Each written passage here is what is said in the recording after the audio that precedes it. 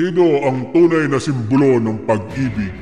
Ang Diyos o si Saint Valentine? Hindi lingid sa atin na nalalapit na ang araw ng mga puso na kung tawagin ay Valentine's Day. Sa ganitong panahon ay halos abala ang mga taong may asawa, may kasintahan at may nililigawan para ipadama ang kanilang pagmamahal sa isa't isa sa pamamagitan ng mga sorpresang regalo o anumang bagay na ikasisiya ng minamahal. At kung minsan ito rin ang nagiging sukatan nila kung talagang iniibig nila ang isa't isa. Minsan nagiging malaking suliranin sa nagmamahalan kapag hindi mo na ilabas o na-date sa mismong araw ng mga puso at nagkakaroon ng iba't ibang hinala at pagdududa. Ito rin ang araw na kung saan nakaramihan ay nagsusuot ng pulang damit bilang pakikiisa sa araw ng mga puso o Valentine's Day. Sa kabila ng magandang pakinggan ang araw ng mga puso bilang araw ng mga nagmamahalan, subalit ang malaking katanungan, ang pagkikiisa mo ba sa araw ng mga puso o Valentine's Day ay ito po ba ay isang pamumuhay ng totoong Kristiyano? Naaayon ba sa mga kagustuhan ng Diyos ang ganitong tradisyon? Saan ba nanggaling ang ganitong gawain? Iyan po ang pag-uusapan natin ngayon sa araw na ito. Bago po lahat, nais ko munang batiin kayo ng magandang araw at welcome po sa ating channel, Unbox the Truth. Pakisuportahan na lang po ang aking channel. Please subscribe. Maraming salamat po.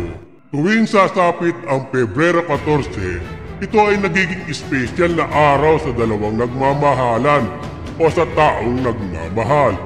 Sa araw ng Valentine's Day ay sinisikap ng marami na makapagbigay ng pagmamahal, pagbibigay ng mga bulaklak, mga card, regalo at mga hugis puso na dinidisenyo sa iba't ibang mga pamamaraan upang may padama ang diwa na pinaniniwala ang Valentine's Day at may pakita na totoong pagmamahal nila sa isa't isa.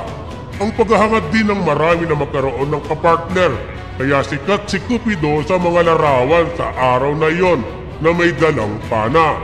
Lahat ng mga iyon ay may kaugnayan sa pagsasagawa ng pagdiriwang ng Valentine's Day. Ang iba ay ito rin ang araw na ginagamit para sa pagpropose ng kanilang kasal sa kanilang iniirog at ang iba naman ay ito ang napipiling araw ng kanilang kasal. Sa kabilang banda, ito rin ay nagiging daan para lapastanganin ang mga kautusan ng Diyos na kung saan ang mga kabataan ngayon ay pinipiling magdiwang ng araw ng mga puso sa mga motel, hotel, lodge at kauri nito para raw di umano ay may padama ang tunay na pag-ibig sa pamamagitan ng pakikipagtalik sa hindi asawa.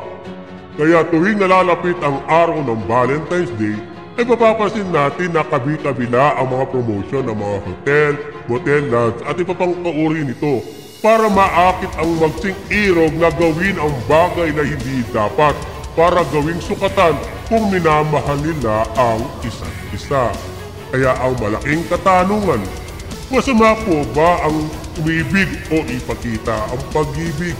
Hindi po, sapagkat ang Diyos mismo ang nag-utos ng pag-ibig sa isa't isa. Basahin po natin sa aklat ng Hebreo 13:1 ng New International Version. Pumalagi nawa ang pag-ibig sa mga kapatid.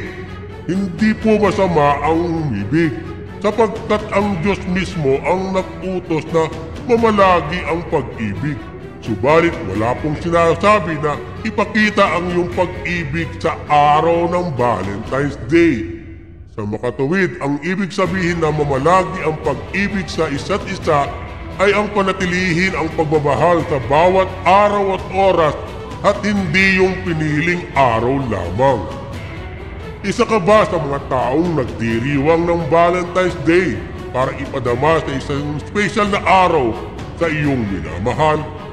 Ano ba ang araw ng mga puso o Valentine's Day?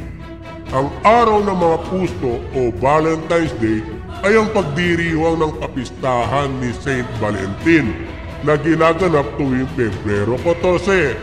Dito ay pinapahiwatig ng mga magkakasintahan mga mag-asawa at mga pamilya ang kanilang pag-ibig sa isa't isa at nagpapadala ng mga bulaklak, Valentine's card, regalo at iba pang kauri nito na sorpresa para sa minamahal. Ayon sa Katolisismo, si Saint Valentin ang siyang patron ng magkasintahan. Saan ba nagmula ang araw ng mga puso? Basahin po natin ang sangsipi mula sa Wikipedia. Galing ang araw ng mga puso sa paganong pagdiriwang sa Lupercalia, kung saan nagsasayawan at nagiinuman ng alak ang mga tao. Noong 476, inutos ni Santo Papa Gelasius I na gawing kristyanong ritual ang mga paganong pagdiriwang, kaya't binigyan ito ng bagong pangalan, ang Valentine's Day, bilang pagpupugay sa patron nito, si Saint Valentin. Na makatuwid ay hindi makakristyanong gawain ang pagdiriwang ng Valentine's Day sapagkat ito ay isang ritual ng mga pagano na inutos na isang Santo Papa na si Gelasius I.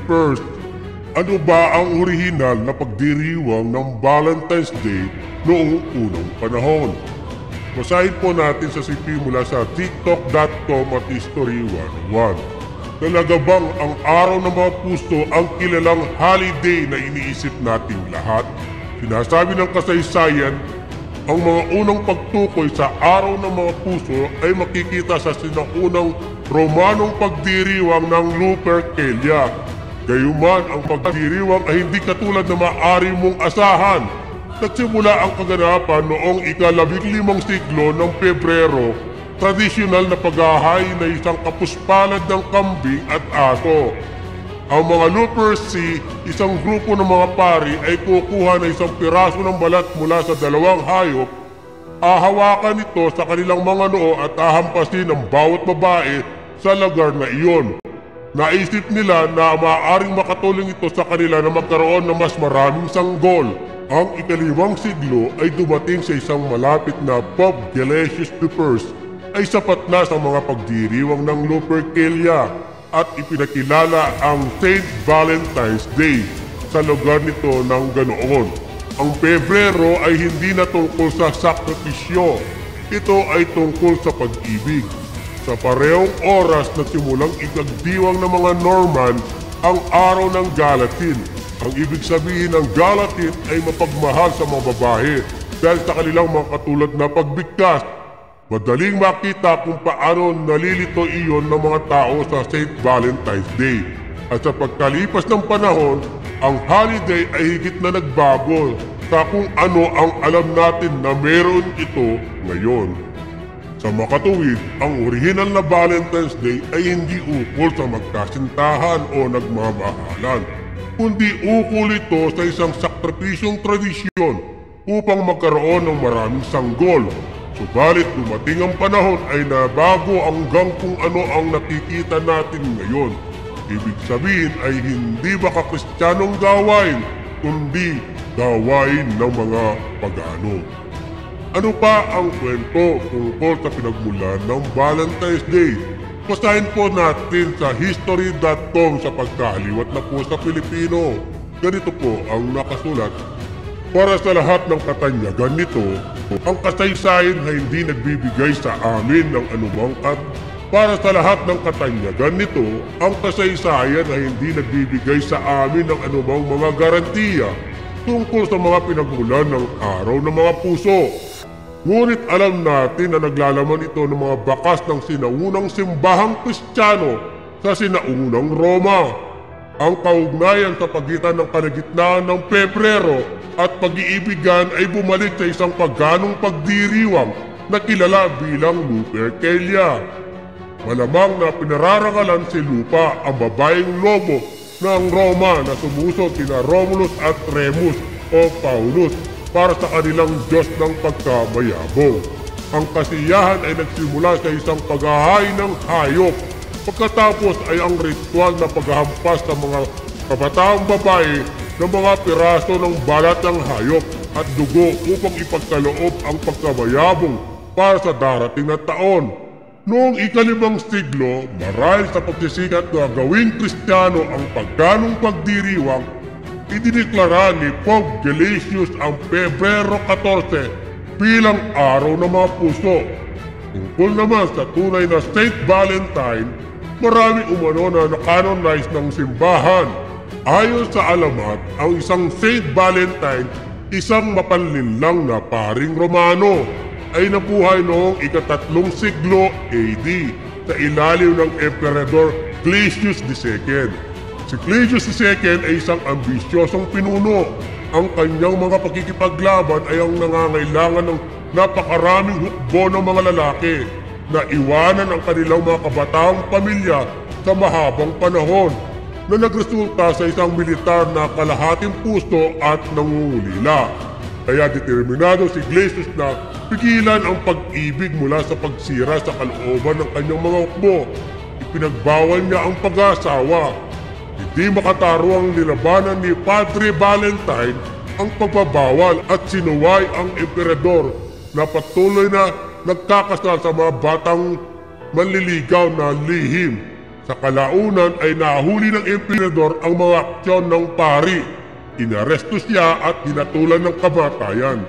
Ito ay pinaniniwalaan ng mga batang mag-asawa na palihim niyang ikinasal ay bumibisita sa kanyang segda at nagpapasa sa kanya ng mga bulaklak at mga tala ng mga bar bilang simbolo ng kanilang pasasalamat. Nagpatuloy ang kwento na ang hinatulan na si Father Valentine ay umibig sa anak ng kanyang tagapagbilanggo. Noong ika-14 ng Pebrero ang araw na siya ay pinatay. May ipinasa daw siyang note sa dalaga, nilagdaan nito ng "From your Valentine." Isang tradisyon ang isinilang. Si Cupid ang may pakpak na matchmaker ay nagsimula bilang ang Romanong Diyos ng pag-ibig. Nagbigay ng inspirasyon sa imahe ng mga cherubim para sa mga Kristiyano at ngayon ay paborito ng mga gumagawa ng card at mass marketer. Sa makatweet po, base sa ating binasang mga kasaysayan, malinaw po na ang Valentine's Day ay ipinasya lamang noong taong 496 na inuutos ni Santo Papa Gelasius I na gawing Kristiyanong ritual mula sa pagdiriwang ng Lupercalia o God of Fertility. Kung gayon, isang imbento lamang pala ang pagsasagawa ng Valentine's Day na isinama sa doktrina o ritual ng Iglesia Katolika noon lamang taong 496 at ito ay mula sa paniniwala ng mga pagano. Kaya sa araw ng Pebrero 14 ay idineklara lamang ni Gelasius na ito ang araw ng mga puso o Valentine's Day. Sa makatuwid, ang Valentine's Day ay isang pagpaparangal kay Valentine na isang paring patuloy na nagkasal sa mga nagmamahalan sa kabila na pinagbabawal ng emperador ang pag-aasawa. At bilang pagpaparangal sa kanya ay ginawang patron ng mga puso tuwing Pebrero 14 na siya rin ang araw ng kanyang kamatayan. At gayon din idineklara si Cupido o Cupid bilang Diyos ng pag-ibig ng mga Romano. Sa madaling salita ay hindi makakristiyano ang ganitong gawain, pagkus ito ay isang paganong tradisyon na ginawa lamang na isang papa na si Gelasius mula sa ritual na pagdiriwang ng Lupercalia para sa mga tunay na alagad na atinirang ng Diyos. Sino lamang dapat ang isabuhay sa pananampalataya na tunay na Diyos ng pag-ibig? Ganito ang nakasulat sa unang Juan 4:7 hanggang 8 ng New International Version. Mga minamahal, ibigin natin ang isa't isa sapagkat ang pag-ibig ay nagmumula sa Diyos. Ang lahat ng umiibig ay ipinanganak ng Diyos at nakakakilala sa Diyos.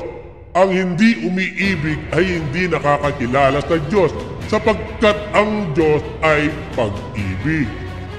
Malinaw po ang turo ng banal na kasulatan. Ang hindi umiibig ay hindi nakakakilala sa Diyos.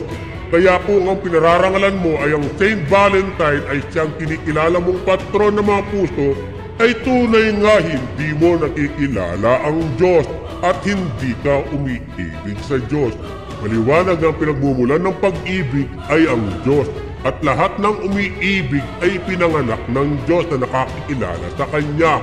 At hindi si Saint Valentine o si Cupido ang dapat kilalanin sa bawat pag-ibig na uiiral sa atin. At hindi dapat mag-isa sa ganitong gawain sapagkat hindi nakakalugod ang ganitong tradisyon na gawa ng pagano at walang kinalaman sa mga kautusan ng Diyos.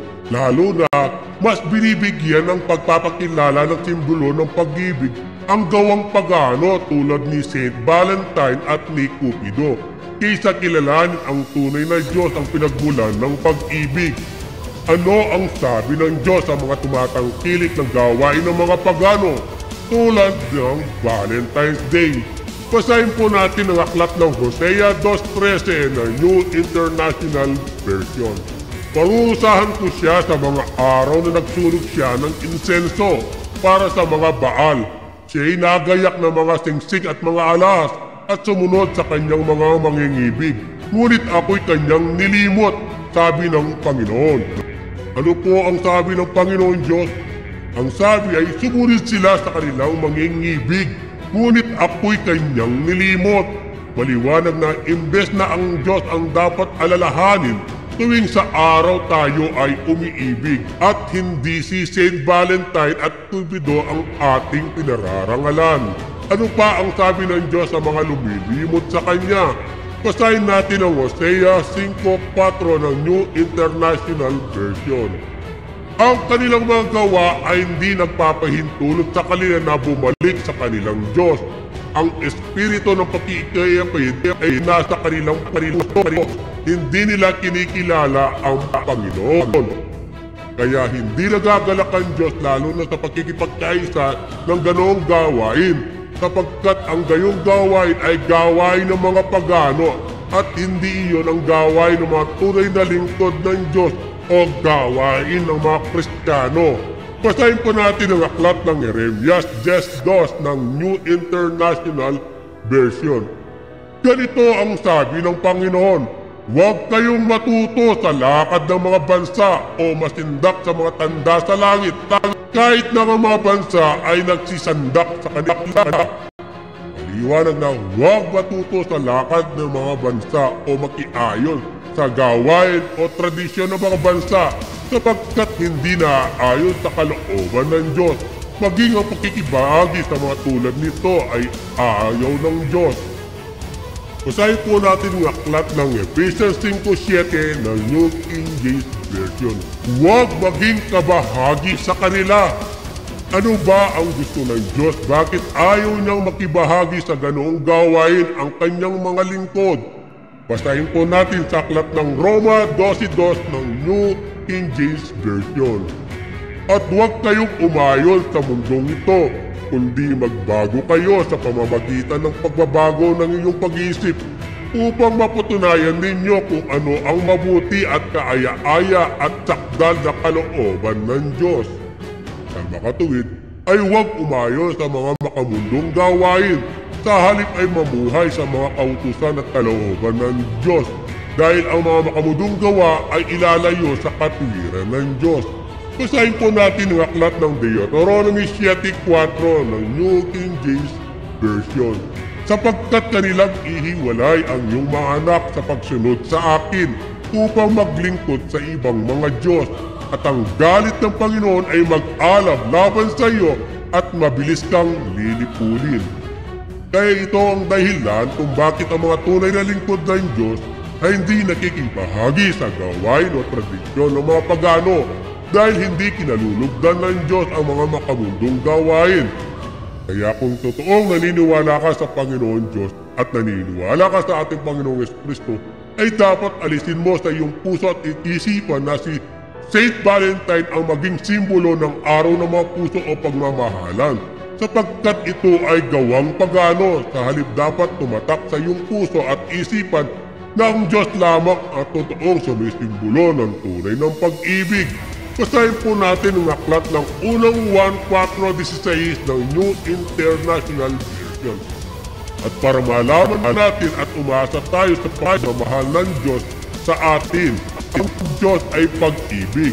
Ang sinumang nabubuhay sa pag-ibig ay nabubuhay sa Diyos at ang Diyos sa kanila. Kaya kung totoong sumasampalataya ka sa Diyos at sa Panginoong Jesucristo, ay panatilihin mo sa iyong puso na ang Diyos ay pag-ibig at ang sino mang nabubuhay sa pag-ibig ay nabubuhay sa Diyos at ang Diyos ay suma sa kanila. Sana po, lubos nating naunawaan kung bakit hindi dapat makibahagi sa isang tradisyon, ritual o gawain na nilikha ng tao sa pamamagitan ng pagkilalo o pagbibigay-bugay kay Saint Valentine bilang isang santo o patron ng mga puso o pag-ibig tuwing Pebrero 14. Salip ang dapat parangalan sa araw-araw ay ang Diyos na lumalang sa atin na nagbigay buhay sa bawat nilalang. Lagi po nating isipin na ang Diyos lamang ang dapat nating kikilalanin na pinagmulan ng totoong pag-ibig at dahil sa kanyang pag-ibig ay nilalang ang lahat ng bagay para sa atin at dahil rin sa kanyang pag-ibig ay siya rin ang nagtakda na hindi dapat paghihiwalayin ang pinagsama ng Diyos. Kung may mga comment po kayo, paki-comment na lang po sa ating comment section. Sa Diyos po lahat ng kapurihan. Maraming salamat po muli. Please subscribe.